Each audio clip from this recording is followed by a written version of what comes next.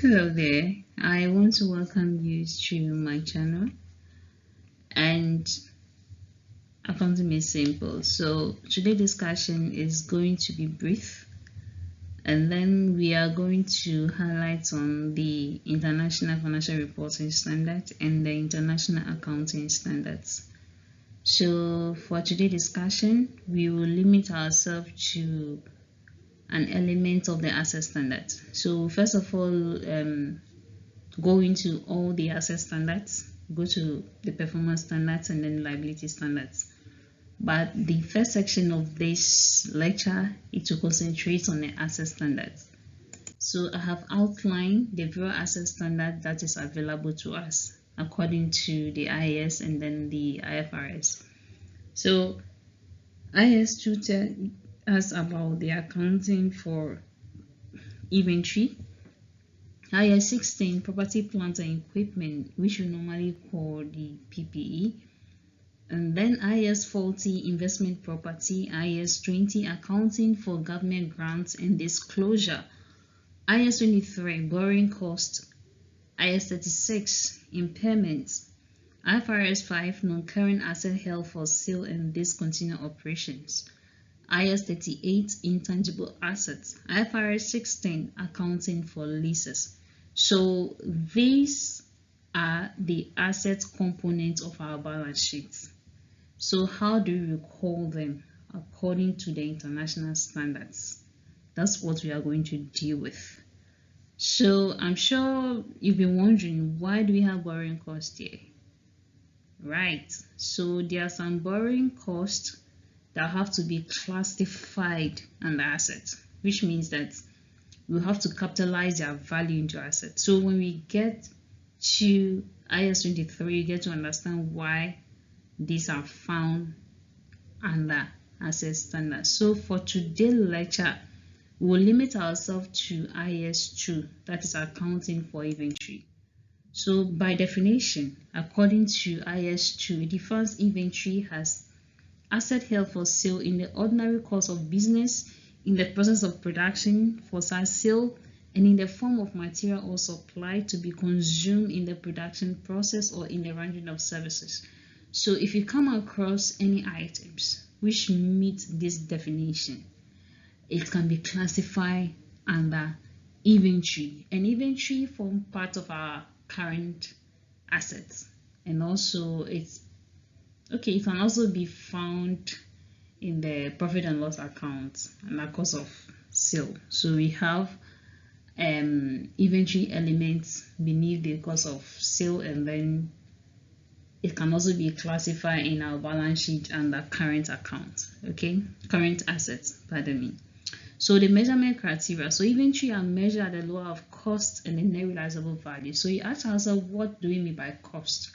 If you go and then purchase an item in an open market, it's being sold to you at a price. So the amount that you use to purchase that item becomes the cost price to you, how much you have spent in purchasing that items. And then sometimes people go on to even add transportation cost, at least to be able to ascertain the total cost that was incurred in getting that particular inventory.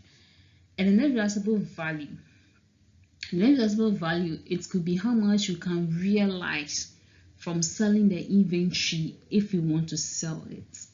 So the standard is telling us that in recording the value of inventory in our books, to be able to show the true reflection of the value of the inventory, we should measure it at the lower of the cost and then the net realizable value.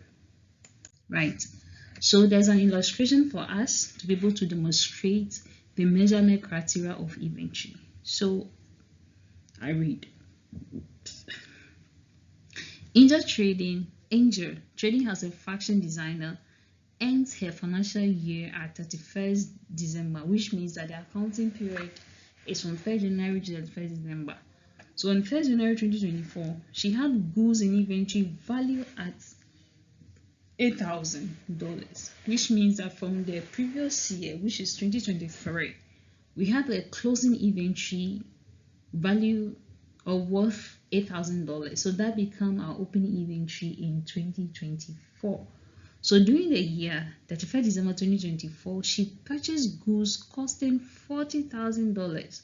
So during the year, which means that from 1st January 2024 to 31st December 2024, within that space, we will purchase goods worth $40,000, right?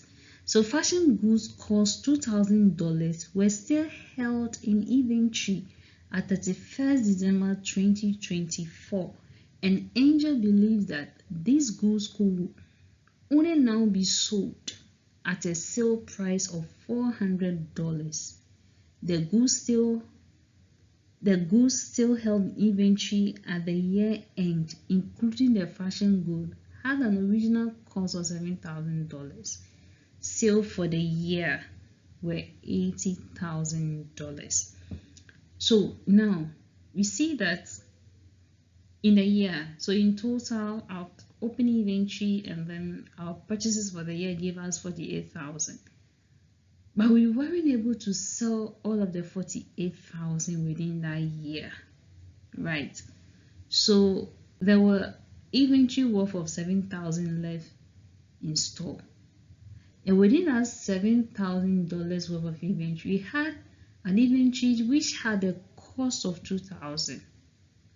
Even though that inventory had a cost of 2,000, at the moment, if we decide to realize profits on that inventory, it can only be sold for 400. So let's go into the solution. So our sales for the year, it was $80,000 as it reflects. And our cost of sales, we have our opening inventory to be $8,000.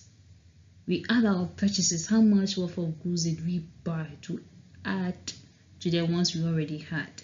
It was 40,000. So when you sum up the two, you have 48,000. Our closing inventory. The measurement criteria of inventory says that inventory should be valued at the lower of cost and a net realizable value. So when we pick the $2,000, which was the original cost of the inventory for fashion goods, so now that inventory can only be realized at $400. So, but within the $7,000 we had as total inventory, the value of the 2,000 was in it, so we had to deduct. So when we take out the 2,000 from the 7,000, we have 5,000 left, and then we have to come and add back the net realizable value of the 2,000 worth of goods, and that will give us our 5,400. So at the end of the period, we're not able to sell all of the 48,000. We were left with 5,400. So we deduct it. We have our total cost of sales. When we deduct that from our sales figure, we'll be left with 37,400. That's our gross profit. That was a requirement of the question.